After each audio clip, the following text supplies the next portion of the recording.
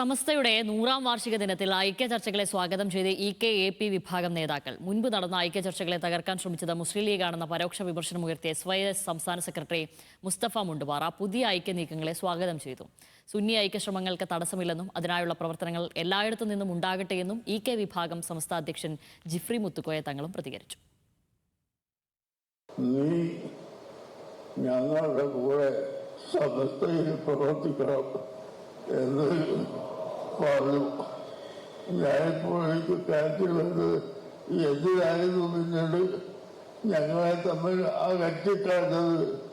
സമസ്തയിൽ നേരത്തെ തന്നെ ഐക്യചർച്ചകൾ സജീവമാണെങ്കിലും കഴിഞ്ഞ ദിവസം കോഴിക്കോട് നടന്ന ചടങ്ങിൽ കാന്തപുരം അബൂബക്കർ മുസ്ലിയാർ വിതുമ്പിക്കരഞ്ഞത് EK വിഭാഗങ്ങളിൽ ഒരുപോലെ ചർച്ചയായിട്ടുണ്ട്.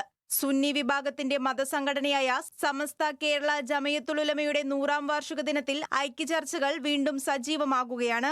മുൻപും ഐക്യചർച്ചകൾ നടന്നിട്ടുണ്ടെങ്കിലും ചില കറുത്ത ശക്തികൾ ആ നീക്കങ്ങളെ ഇല്ലാതാക്കിയെന്ന് SYS സംസ്ഥാന സെക്രട്ടറി മുസ്തഫ മുണ്ടുപാറ ഹലോ മലയാളത്തിൽ പറഞ്ഞു.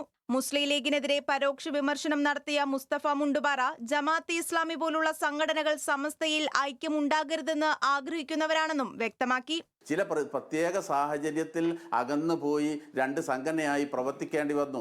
അതിൻ്റെ പിന്നിൽ ചില തൽപര കക്ഷികൾ പ്രവർത്തിച്ചിട്ടുണ്ട്, അന്ന് മുതലേ പ്രവർത്തിച്ചിട്ടുണ്ട്.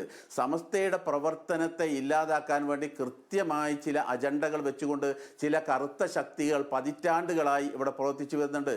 ഐക്യചർച്ചകൾ നടക്കട്ടെയെന്ന് EK വിഭാഗം സമസ്ത അധ്യക്ഷൻ ജിഫ്രി മുത്തുക്കോയ തങ്ങളും നിലപാട് വ്യക്തമാക്കി.